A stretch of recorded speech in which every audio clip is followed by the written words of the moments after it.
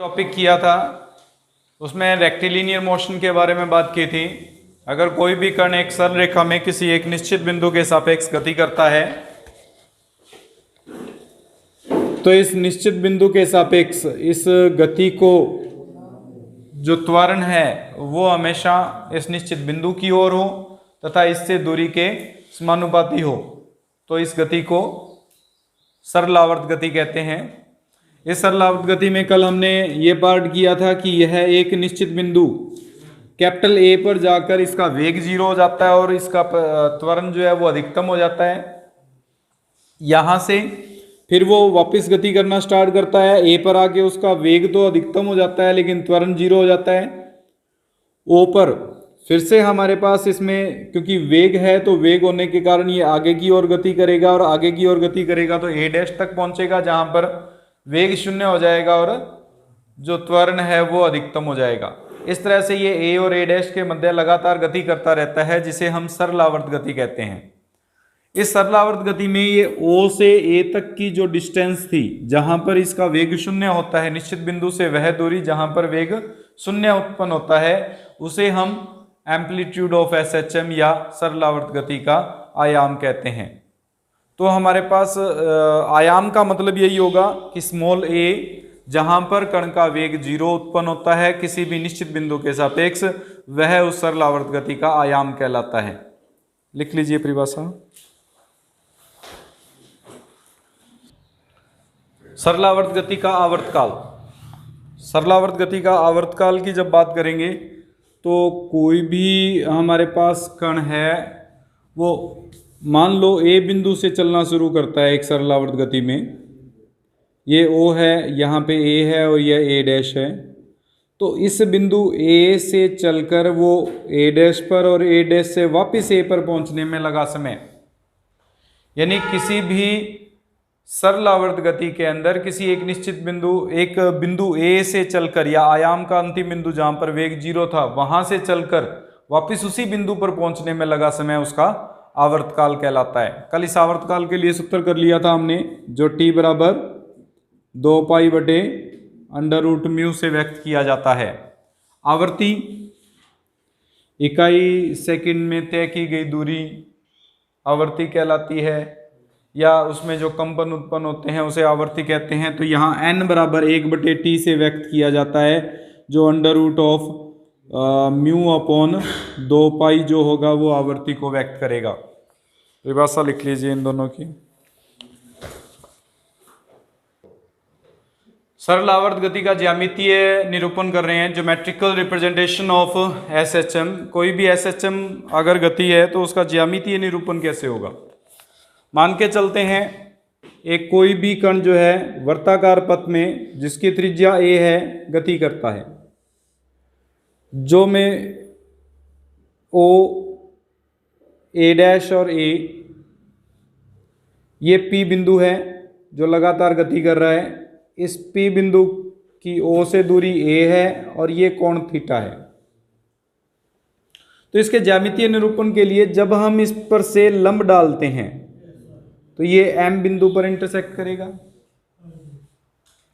इस M बिंदु के लिए जब त्वरण उत्पन्न होगा तो हमें पता है वर्ताकार पथ में जो त्वरण होगा वो सिर्फ अरीय त्वरण होता है और अरीय त्वरण जो होता है वो हमारे पास r double dot minus r theta dot का स्क्वायर होता है। अगर ये अचर कोणीय वेग से घूमता है इसका मतलब d theta by d T को अगर हम ओमेगा सपोज कर लें तो r डबल डॉट की वैल्यू तो 0 होगी क्योंकि इसकी त्रिज्या a है, 2 बार अवकलन करेंगे 0 आएगा। उस स्थिति में इस पर जो उत्पन्न त्वरण होगा वो बराबर होगा हमारे पास माइनस a ओमेगा स्क्वायर के, जो कि माइनस में है और a ओमेगा स्क्वायर के इक्वल है, यानी अरीय हमारे पास है केंद्र की ओर ये हमारे पास त्वरण उत्पन्न होगा इस दिशा में जिसका मान a ओमेगा स्क्वायर है। अगर हम इस पर घटक निकालें तो m पर जो घटक उत्पन्न होगा वो हमारे पास, क्योंकि ये थीटा है, यहाँ पर हमारे पास a ओमेगा स्क्वायर का त्वरण उत्पन्न हो रहा है तो यहाँ पे जो त्वरण उत्पन्न होगा वो a omega square cos theta होगा, यानी OM की दिशा में त्वरण ओ एम की दिशा में अगर त्वरण बात करेंगे तो माइनस का ए ओमेगा स्क्वायर कॉस थीटा होगी। देखो ये ट्राइंगल है, यहां पर हमने ए माना है, ये थीटा है, तो इस भुजा की लंबाई जो होती है वो ए कोस थीटा होती है, ओ से लेकर एम तक। इसको हम इस प्रकार से व्यक्त कर सकते हैं ओ एम बटे ए बराबर कॉस थीटा, जिससे ओ एम की लेंथ क्या बन जाएगी, ए कॉस थीटा। अगर ये वैल्यू हम इसमें पुट कर दें तो जो त्वरण आ रहा है वो minus omega square into O M के बराबर आ रहा है। ओ एम इस ओ से दूरी है, जैसे जैसे पी बिंदु इस तरफ बढ़ेगा वैसे वैसे एम बिंदु ओ की ओर जाएगा, यहां पर ओ पर पहुंच जाएगा। उसके बाद में जैसे जैसे बिंदु इससे दूर जाएगा वैसे वैसे इस ओ से जो हमारे पास दूरी है वो बढ़ती जाएगी, लास्ट में कहां पर आएगा, ए डैश पर पहुंचेगा। तो इसके द्वारा जो डाला गया लंब था इस व्यास के ऊपर, वो व्यास के ऊपर लंब का जो पाद बिंदु है हमारे पास, जो आधार बिंदु है एम, वो लगातार ए और ए डैश के बीच में गति करता रहेगा। और ये ए और ए डैश के बीच में जो गति उत्पन्न हो रही है उसके लिए जो त्वरण उत्पन्न हो रहा है वो minus omega square into O M है। ओ एम का मतलब इस ओ से दूरी के समानुपाती आ रहा है। और हमने ये कहा था कि अगर कोई भी त्वरण ओ की दिशा में ओ से दूरी के समानुपाती होता है तो उसे हम सरलावर्त गति कहते हैं, अर्थात इस एम की जो गति है वह एक सरलावर्त गति है। इसी को हम ज्यामितीय निरूपण कहते हैं। यानी अगर कोई भी कण वर्ताकार पथ में गति करता है तो उसके व्यास पर डाले गए लंब द्वारा, लंब के पाद बिंदु द्वारा जो गति उत्पन्न होती है व्यास पर, उसे हम सरलावर्त गति कहते हैं। यह हमारे पास एसएचएम की गति को व्यक्त करता है। इसके बारे में लिख लीजिए। इसमें हमें दिया हुआ है एक बिंदु एक सरल रेखा में सरलावर्त गति करता है, यानी एक पॉइंट है moving in on a line in SHM. इसकी दो स्थितियों में वेग u और v है। Its distance at 2 points are the वेग velocity at 2 point are u and v। संगत त्वरण अल्फा तथा बीटा है, यानी acceleration are alpha and beta. Then हमें एक तो पीरियड ऑफ एसएचएम कैलकुलेट करना है, एक हमारे पास एम्पलीट्यूड ऑफ एसएचएम कैलकुलेट करना है, and distance between 2 points calculate करना है, प्रूफ करना है। प्रूफ करने के लिए सबसे पहले हम मान के चलते हैं कि वो दोनों पॉइंट जहां पर इसका वेलोसिटी u एंड v है आर x1 एंड x2। माना दो बिंदु x1 तथा x2 दूरी पर है।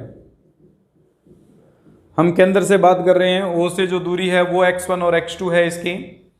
अगर केंद्र से दूरी x1 और x2 लेके चलते हैं तो कल हमने फॉर्मूला किया था v is equal to under root of mu under root of a square minus x square, जहाँ ए स्क्वेयर उसका आयाम होता है। उसी को अगर हम सॉल्व करें तो यू स्क्वेयर इक्वल्स टू, क्योंकि u वेग है x1 बिंदु पर, तो ये बन जाएगा mu into a square minus x square के इक्वल x1 स्क्वेयर के। v स्क्वेयर बन जाएगा mu into a square minus x2 square के इक्वल। त्वरण के लिए हमने कहा था d2x by d t square equals to mu into x था, माइनस में लेते थे जब कण जो है वो हमारे पास दूर जा रहा हो या नजदीक आ रहा हो, तो नेगेटिव साइन सिर्फ ये शो कर रहा था कि वो केंद्र से दूर जा रहा है या केंद्र की तरफ आ रहा है।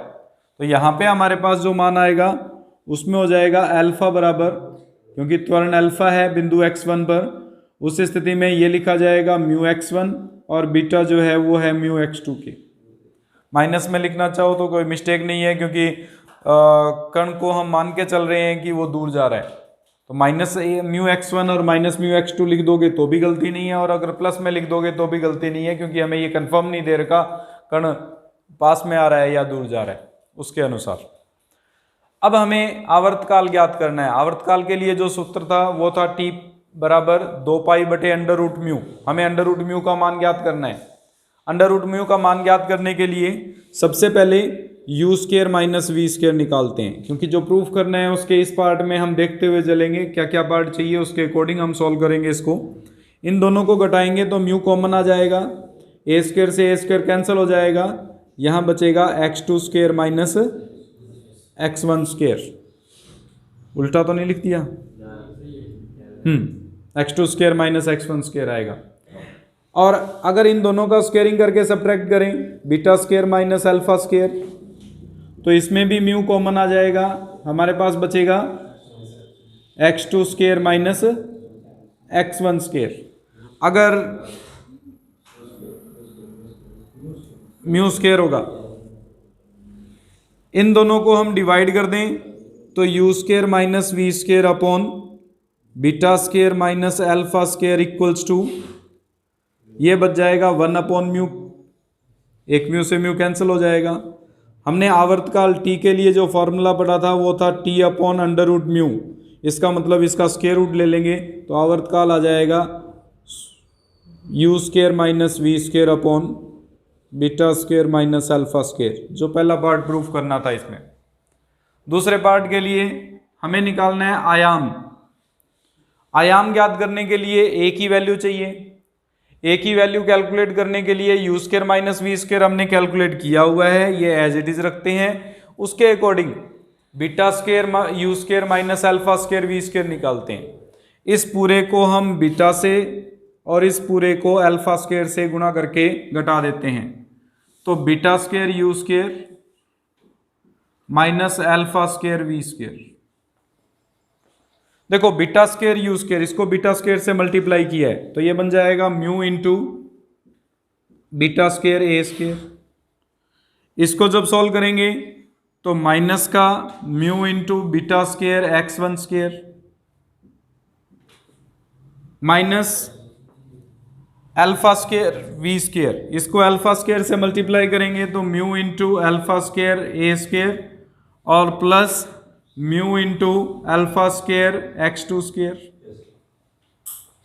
इसमें x1 और x2 की वैल्यू अगर यहां से सब्स्टिट्यूट कर दें तो x1 की जगह तो आ जाएगा म्यू अपॉन अल्फा और x2 की जगह आ जाएगा mu upon beta.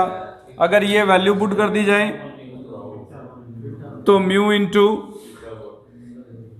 Beta square ए स्क्वायर क्या हुआ, बीटा बटे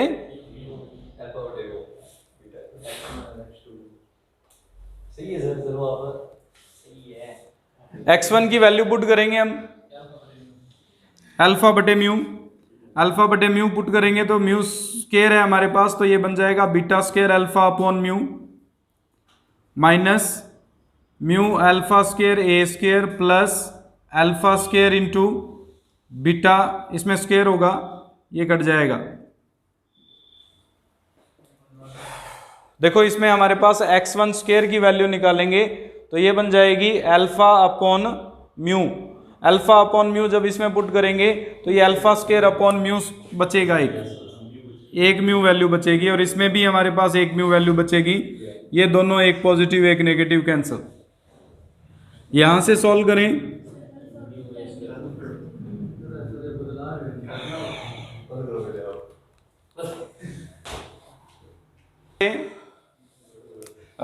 mu into a square common लेंगे, ये बन जाएगा beta square minus alpha square. Mu की वैल्यू पुट कर देते हैं, अभी अभी हमने कैलकुलेट की थी म्यू की वैल्यू ये रही। अगर ये वैल्यू पुट करेंगे तो ये बन जाएगा beta square you square minus alpha square we square equals to u square into minus we square upon beta square minus alpha square into a square into beta square minus alpha square. ये 1 upon view की value थी, उल्टा करेंगे इसको, यहां पे आ जाएगा beta square minus alpha square upon U square minus we square. A square की वैल्यू निकालेंगे यहां से, ये बन जाएगा हमारे पास beta square you square minus alpha square we square into U square minus we square upon beta square minus alpha square का होल स्क्वायर। ए की वैल्यू निकालनी है जो आयाम कहलाता है, ये हो जाएगा under root of U square minus we square into beta square you square minus alpha square we square upon में beta square minus alpha square, जो कि इसका आंसर है। थर्ड पॉइंट प्रूफ करेंगे इसका, डिस्टेंस बिटवीन 2 पॉइंट्स पूछा हुआ है इसमें। इसके लिए v square minus u square निकालेंगे, म्यू कॉमन आ जाएगा, यहां बन जाएगा x1 square minus x2 square, alpha plus beta निकालेंगे, mu common x1 plus x2। अगर v square minus u square में अल्फा प्लस बीटा का डिवाइड कर दें तो म्यू से म्यू कैंसिल हो जाएगा, इन दोनों में डिवाइड करने पर x1 माइनस x2 बचेगा, जो कि दो पॉइंट्स के बीच में डिस्टेंस को रिप्रेजेंट करेगा। अब x2 माइनस x1 जो ग्रेटर होगा उसके अकॉर्डिंग मॉडुलस लगा के व्यक्त किया जा सकता है, क्योंकि डिस्टेंस है कभी नेगेटिव नहीं होती।